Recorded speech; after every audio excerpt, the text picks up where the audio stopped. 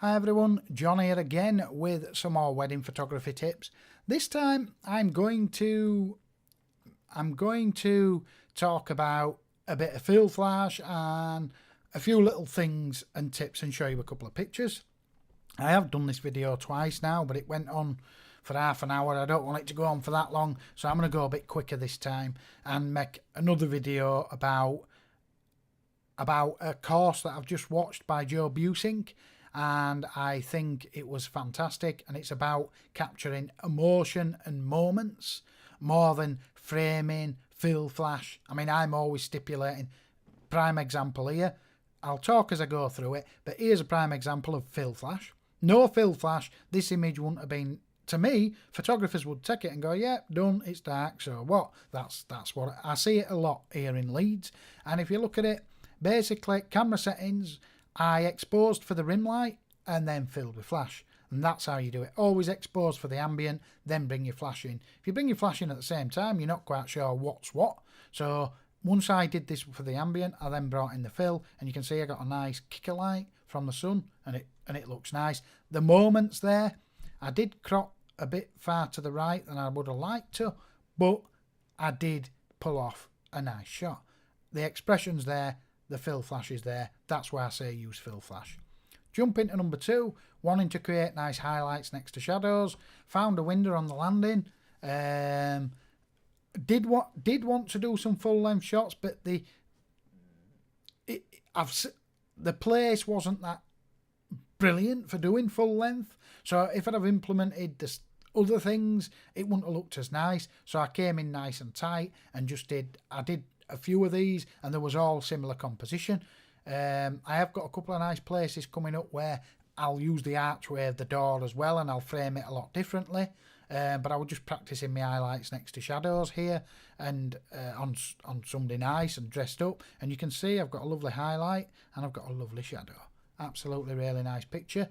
You guys, you look for that as well.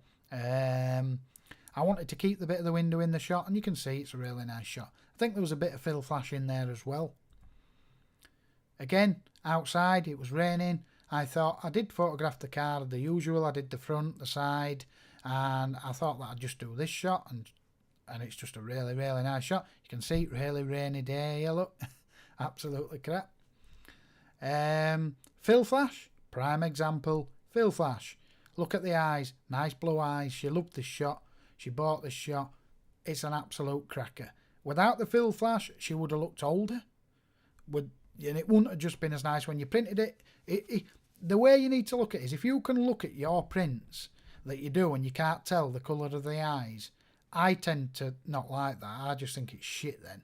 Because to me, that portrait's about her eyes and about her. If her eyes are black because you got them in shadow, which you would get in AV, that would be raccooned eye sockets. And when you printed it, the raccooned eye sockets would even be more raccooned, and you won't be able to see the eyes, and it just won't look as nice. I'm sticking to that, and I agree with that, and that's what I believe.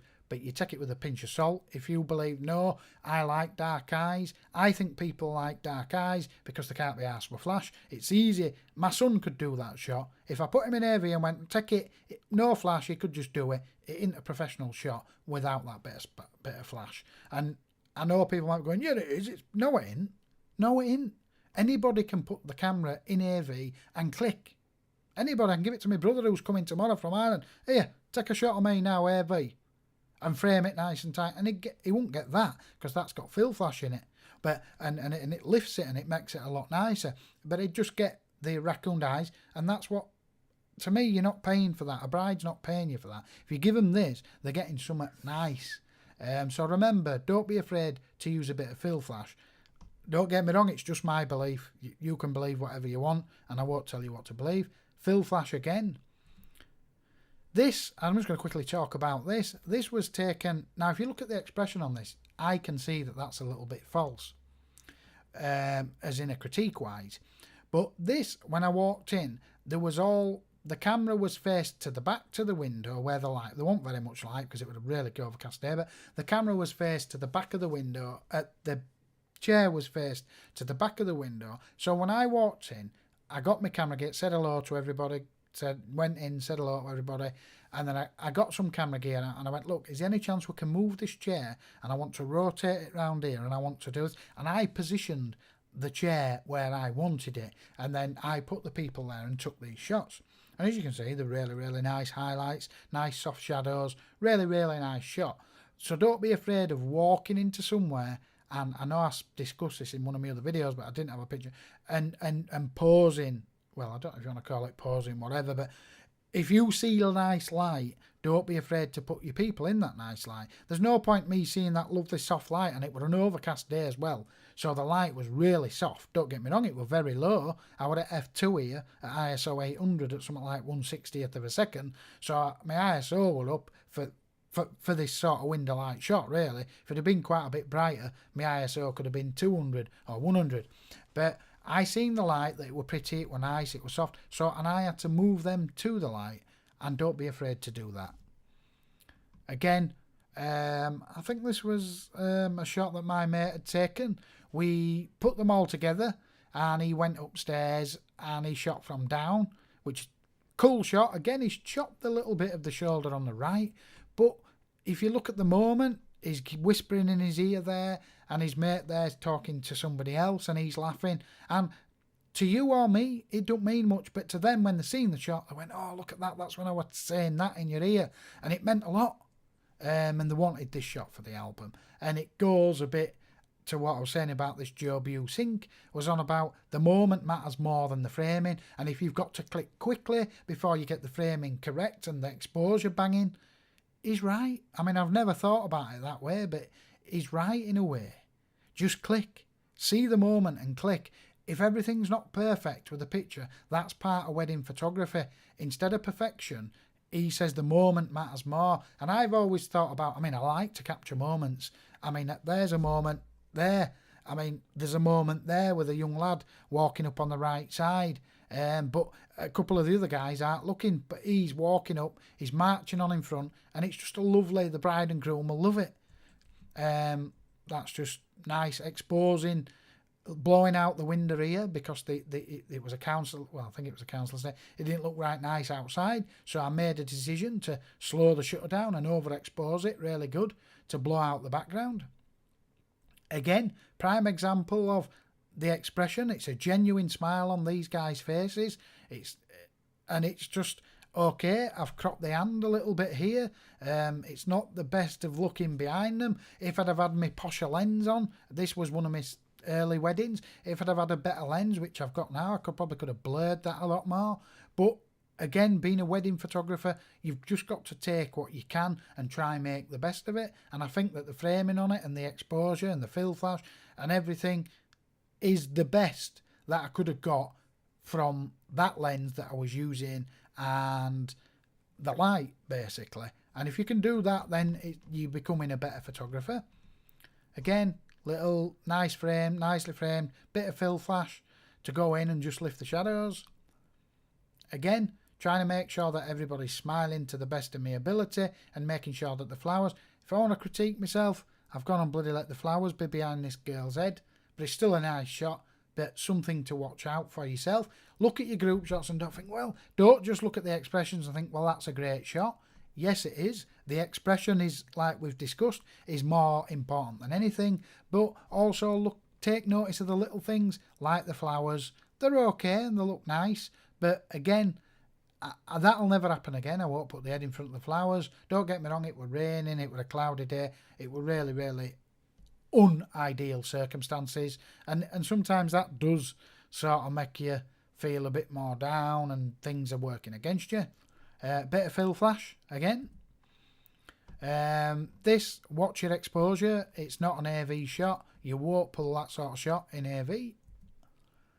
Taking time to set the shot up so that I can compose it a lot tighter. Took a couple of minutes to set up, but I think it was worth it. Dress shot, looking nice, choosing a nice depth of field, got a nice shallow depth of field there. Composed nice, really, really like it. Prime example, this was the first wedding I ever shot, official wedding of my own that I ever shot, and you can see that as you're getting out of the car, I've used fill flash again. I had my bounce 99p fun foam around the flash, and you can see it's nice soft light. But if you look at the background, I composed it the best I could possibly compose it when I took the shot. But the background, it's out of focus is that. But now with the lenses that I've got now, which what I'm trying to say is the more money you earn, the more you'll be able to spend in the business or whatever, whether you're just doing it for a bit of fun or whatever, and the more money you'll be able to spend and the better lenses. If I would have shot that with my 85mm at f2 or f2.8, it would have been, the background would have been nanite and it wouldn't have mattered. And to be in all fairness, it doesn't really matter now. It's probably the best that I could have got out of my 17-85 f4. f5.6, I don't know what focal length I took it at, but if I zoomed in, it will have been 5.6. f4 will be my minimum. And you can see that I know that I couldn't have really took it much better without using a posher lens with a shallower depth of field, and I didn't have one. So I suppose in all fairness, I did the best that I could do with the tools available, and that's what you need to be trying to do. If you can outclass your lenses and think, well, my framing's brilliant, everything's brilliant, but I'm still getting sharp backgrounds when I don't need them, you need to then think about buying a better lens that will enable you to chuck the background out of focus. i.e. here's a prime example. Again, lovely shot. Decided to take it low down because of all the bright sky and other things that were in the shot, and I just thought I wanted a different composition. I would have liked my flash, if I critique it, I would have liked my flash to be up another half a stop, just to really lift those faces. But it is okay, but it's just on borderline for me. I think I did dodge the eyes up a bit when I printed it. But to be fair, this is what you get, and even a bit worse if you don't use any flash at all. You get them dark raccoon eyes. This is a shot where, look at that, expression and everything. Fill flash is spot on. Focal length, I'd say spot on. Everything about the shot's really, really nice. Now, I remember when I said to you, look at your work and slag it off in your own head. Don't tell anybody else, but in your own head, think, how could I make it better next time, though? Well, let's see. If we'd have turned this bloke a little bit more in, we could have hid this little slit here. And we could have made a slightly more distance between them all, just so we could see all the flowers as well. See these? That would have just made a little bit of difference. Now, because I didn't say that, nobody probably thought about that. And it's still a lovely shot anyway. But now when I go next time, I'll remember that. And I'll think, and I'll space them. It might take me another 20 seconds to space them and just make sure that I can see all the flowers as well. But remember when I said to you, you will go in, and it's still a classy shot, is that people love that shot when they see it. Again, church, don't let people say to you, like I got told by my second photographer was, he was shooting from this side, I think, he said, the window threw my meter off, that's why they're underexposed. You're a professional photographer, the meter will not, the window will not throw your meter off. You are a professional or a semi-professional, or whatever you want to call yourself. You're doing somebody's big day, guys. Get it into manual and override it. Don't let the camera dictate to you that image is going to come out really dark. It's not. I don't think I'm wrong in saying it. It's not. You need to control. This shot was taken in manual. I ain't got a clue what it was. I think it was 6400. It was taken in manual. And I got the exposure, and to be in all fairness, once I nailed it, it was an overcast day.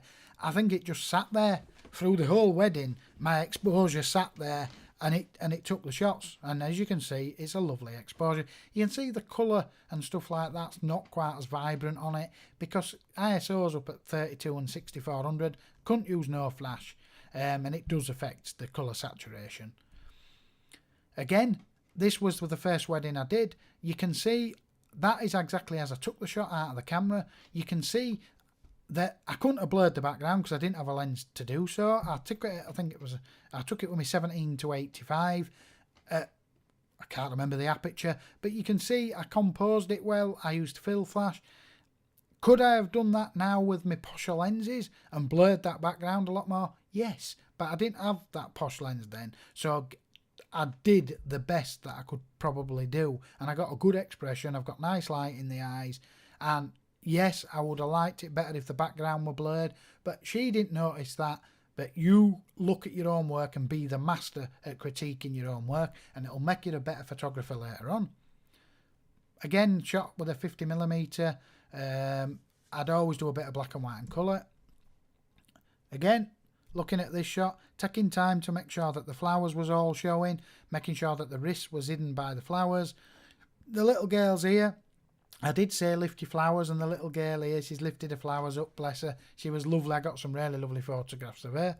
And you can see it's quite a tidy shot. Everybody's looking. It's quite a tidy shot, but you need to be masterful when you're doing these shots. Otherwise, everybody's going to look everywhere else. They're going to drop the flowers. They're not going to pay attention. And is it perfect? No. Am I going to try and make it better next time? Yes. But it's still nice. Always taking a nice shot. This was 6400 now. Shooting down. Oh no, it was 3200. I tell a lie. It was 3200 at f4, I think, and f5.6. That's why I took it at 3200, because I wanted a good depth of field. If I'd have shot it at f2.8 or something, it would have been a little bit soft and it wouldn't have been as sharp. Now, I want to just finish off on this shot. This is a prime example of what Joe Busink, I think, was talking about. This was taken by my friend Mally, and it's a master catch. It really is a master catch. It's what wedding photography is all about, and this is what I'm wanting to try catch a lot more in my weddings after watching Joe Busink's video, is emotion. Now, here's emotion, but let's actually look at it from, if I sent this photograph off to be critiqued by, say, Matt Granger, Jared Poland, Don Bauer, one of the first things that they'd say is, and it's what I'd say, is chop this guy's crying here, this guy's crying here, right? But he's chopped his ear off. But and that's how I would always have sat at that image and looked at him when he's chopped his ear off. He shouldn't have chopped his ear off. But what would have happened if it had took another couple of seconds, framing slightly different? Would he have missed that moment? Yes, he probably would have done, and that's what Joe Busink's trying to get across, and I've actually really took it on board, and what he's saying is, okay, you might not get the perfect composition, you might not even get the perfect exposure, but if you get that moment, that is all you care about, and it's true. I mean, because when they seen this shot, they nearly welled up when they looked at this shot. And it ain't anything special, it's the emotion in the shot, and it ain't composed as well as he could have composed it, but I think he's seen the moment and he's gone bang, and it's a master catch. Not in respect of that the light's great, this is great, it's a master catch on the moment, and you know, it's just really, really, really nice. Well done. And I'm going to try implement it a little bit more myself when I'm doing weddings in future. I'm going to start thinking more about, I'm going to try implement both. So I'm going to implement light, highlight, shadows, fill flash, composition, and moments as well. I mean, I would like a second photographer to do these sort of shots, which is what I had on this wedding, but sometimes the funds don't always allow for a second photographer. Again, just finishing off, composition wise, it ain't the best composition in the world, but I did say to him, I said to him, look, I said, I want you to genuinely try get over that wall, because I took a picture and it looked rubbish, it looked fake. So I said, look, get over the wall, and I'm waving him to me. So I'm waving Anthony, by the way. This was the first wedding I ever did, by the way, and I was the second photographer. I only went taking a couple of snaps. And I said to him, look, genuinely get over the wall. And you can see, if you look at Damo, his friend, he's genuinely got out of his arm and he's trying to pull him back. And that's why, framing-wise, not great. Exposure's not bad. Framing-wise, not great. But the emotion, I've chopped his hand off here, if you want to slag it off. But the emotion in the picture is fantastic. You can't beat it. So remember that. Again, this is more of an exposure. You will not pull that shot off in manual. That is in AV. Sorry, you've got to put it into manual, and you've got to override it to get it. And again, right, I'm going to leave this here because I'm sure it's gone on quite long. I didn't mean it to, but I will probably be doing another part because that course that I've just watched were absolutely brilliant, and I think if I can implement that into my photography, in my fill flash and my composition and all this lot. I did show you images there that weren't as good as others, and I did it for a good reason, to show you that sometimes you have to work with, like first wedding, it's the same bride again from the first wedding. Could I have, when I took that, framed it slightly down more and got slightly more of this thing here hanging down? I think that would have made it a better shot. But again, it's still a nice shot. But if you can look at it and think, next time, how can I make it better? Then you're going to keep getting better. I know photographers that look at the work, and I'll be honest, that it's terrible. But they think that it's fine. And if you think that your work's great, then you're never going to evolve. Always look at your work and think, I can do better next time. And think how you can do better and how you can improve it. And I'm sure that every job you do, you'll gain more experience. And eventually, i.e. myself, I'm sure that will stand out above the rest. Thanks for watching. Please comment and subscribe.